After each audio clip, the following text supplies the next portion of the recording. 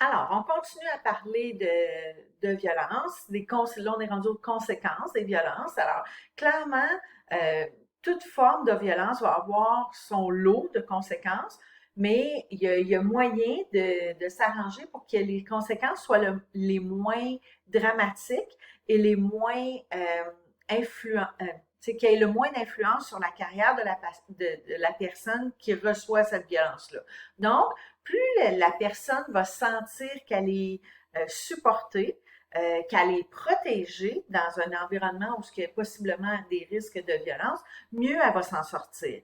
Alors, c'est certain que d'avoir le soutien de ses collègues, d'avoir les soutiens de sa chef, de son assistante, de ne pas se faire dire, ben voyons donc, tu t'exagères, c'est pas si grave que ça. Plus on a du bon soutien, mieux ça va aller. Une infirmière qui s'est faite agresser lors d'un corps de travail, elle va peut-être trouver ça difficile de retourner sur l'unité.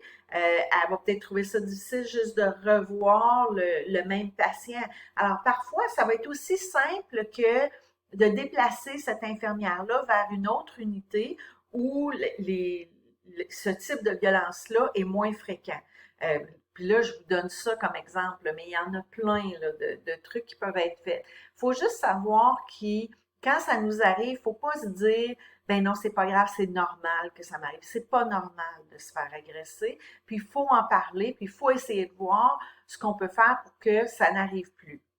Donc, il y a des programmes de formation qui sont souvent donnés aux gens qui travaillent dans des milieux qui sont plus, euh, qui ont plus fréquemment des cas de violence ou d'agression. Là, on parle de la santé mentale, de l'urgence, même la salle de réveil, là, parce que quand ils se réveillent, les patients ils sont à moitié endormis, puis ils ont tendance à être plus violents. Mais il reste que les formations Oméga sont pas offertes at large à tout le monde. Je sais qu'ils en ont parlé en santé mentale en 5e session. J'espère que vous l'avez vu un peu. On va revenir un petit peu là-dessus. Puis moi, je vous ai mis sur Léa le formulaire là, une espèce de pamphlet explicatif. C'est un survol de ce que c'est l'oméga, puis comment ça fonctionne.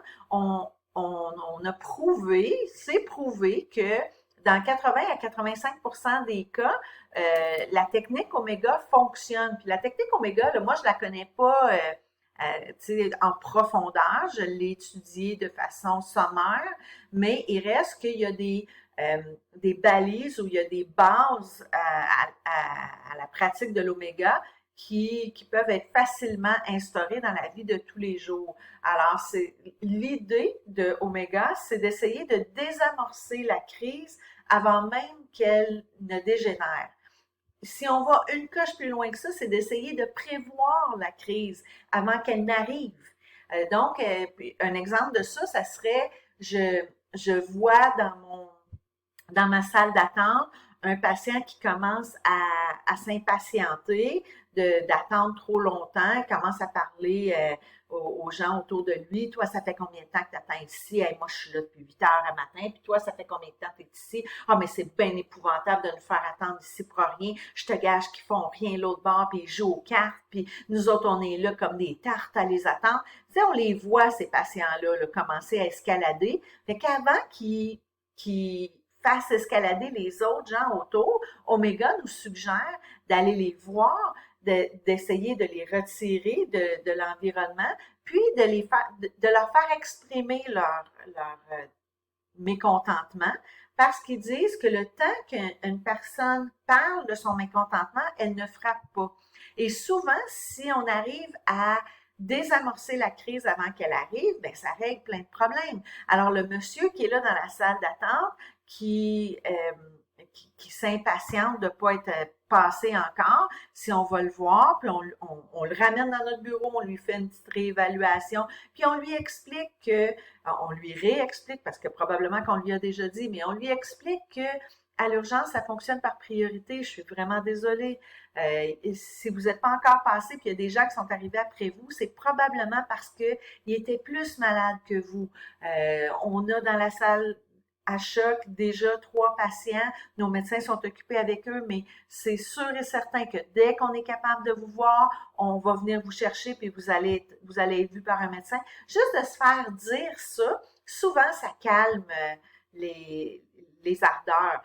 Moi, je me souviens, c'est sûr que je travaillais dans une petite urgence, mais je me souviens quand l'heure du souper arrivait, les patients que je savais qu'ils ne seraient pas vus avant 1 heure ou 2, j'allais les voir dans la salle d'attente, puis je leur disais, écoutez, vous n'avez encore pour minimalement 1 heure ou 2. Si vous voulez aller souper à la maison, puis revenir par la suite, je vais garder votre dossier, il n'y a pas de problème. Et ça, là, ça désamorçait des crises épouvantables.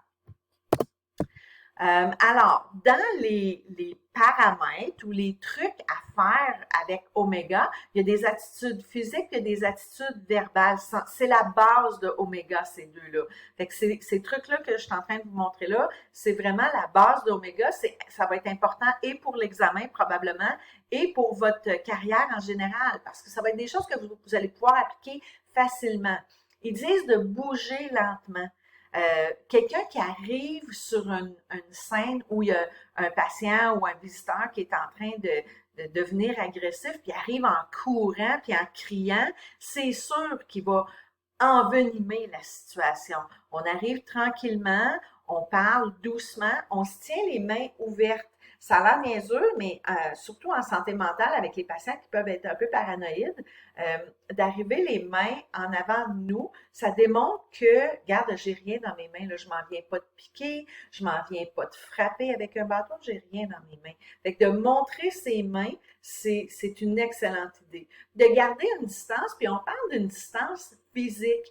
Ce qu'on veut dire dans maintenir la distance, c'est d'être juste assez loin pour que la personne ne puisse pas nous frapper. Donc, on parle de minimalement une distance de longueur de bras parce que c'est sûr que la personne peut s'avancer vers nous, là, mais il ne faut pas s'approcher proche de même là, de notre patient parce que ça, c'est bien, bien, bien agressant. Alors, on reste minimalement une longueur de bras, se placer en biais, parce que si la personne fait un pas en avant, pour nous, ça va être plus facile de se dégager de côté que de se dégager en reculant. Donc, si on se présente à la personne qui est agressive de façon calme, les mains dégagées, à une distance de minimalement une longueur de bras, puis on se place de biais, on réduit de beaucoup nos chances de se faire frapper. On parle sur un ton calme. On centre la conversation sur le patient. Qu'est-ce qui se passe en ce moment? C'est pas vous qui parlez. Ne jamais demander à un patient de se calmer. Il n'y a rien de pire que de dire calme-toi.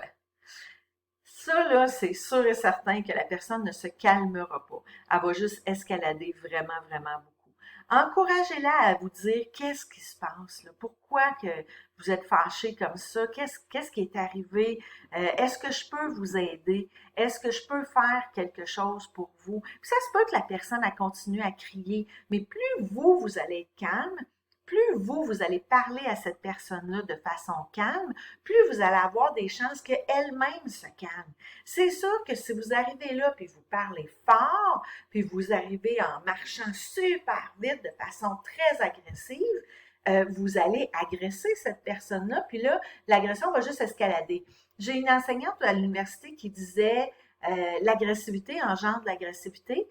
J'ai pas retenu beaucoup, beaucoup de choses du temps que j'étais à l'université, mais ça m'est resté, puis elle a raison. Plus on est agressif envers quelqu'un, plus ils ont tendance à être agressifs envers nous. Donc, si on arrive en quelque part, puis on hurle « Hey! Taisez-vous tout le monde! » C'est sûr qu'il n'y a pas personne qui va se taire, à moins qu'on ait fait peur à quelqu'un.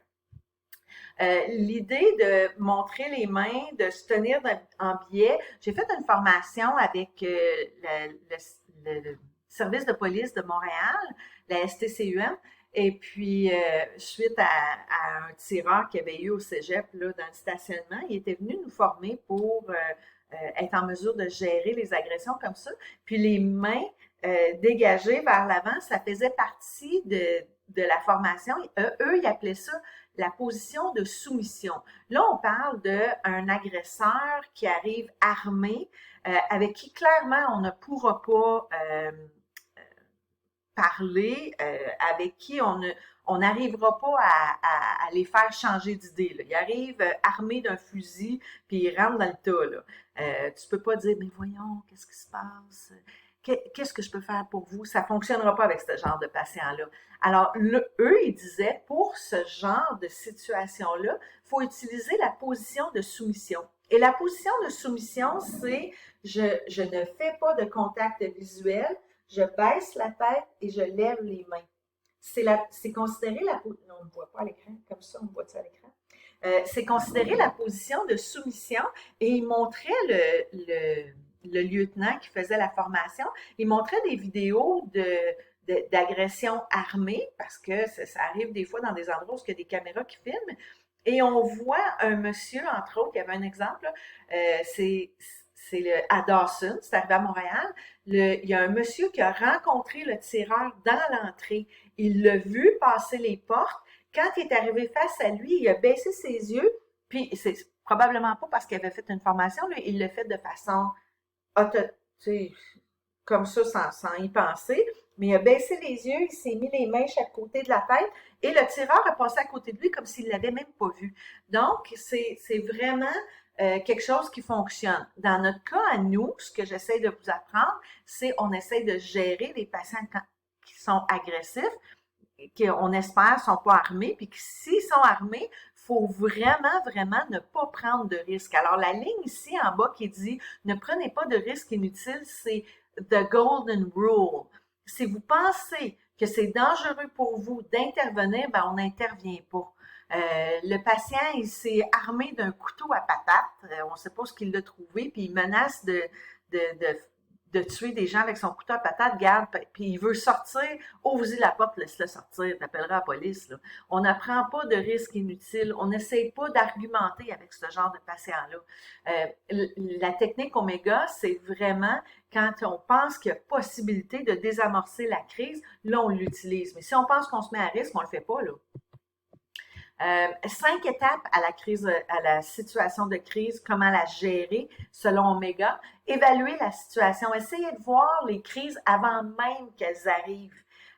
Essayer de planifier d'avance qui va faire quoi. Parce que dans une situation d'agression, un patient qui est agressif, faut pas arriver en gang là, pour essayer de les calmer. Il y a toujours juste une personne qui va parler. Donc, on essaye de savoir, même au début du corps, avant même qu'il se passe quoi que ce soit, surtout en santé mentale ou à l'urgence, qui fait quoi? Qui fait partie de ceux qui vont s'occuper des agressions si jamais il y en a? Et parmi le groupe, qui fait quoi?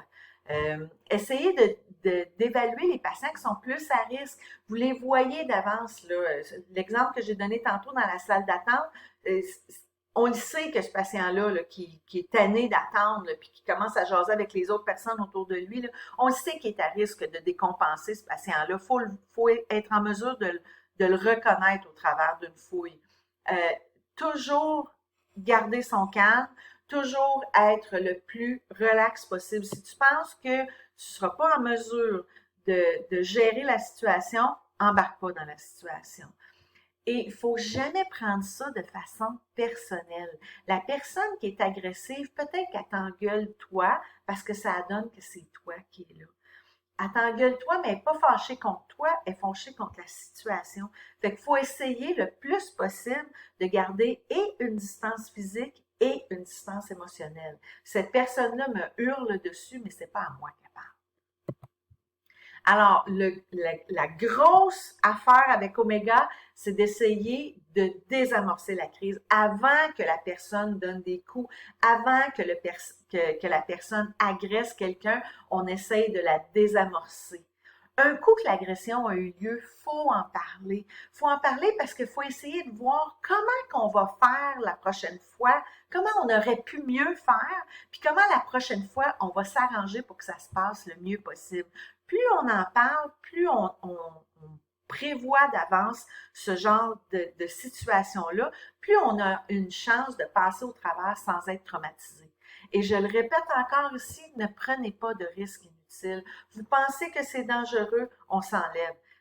On n'est pas là pour se battre avec qui que ce soit, puis on n'est pas là pour perdre nos vies. Alors, on arrive au bout de notre 15 minutes. Je vais arrêter la vidéo, on revient plus tard.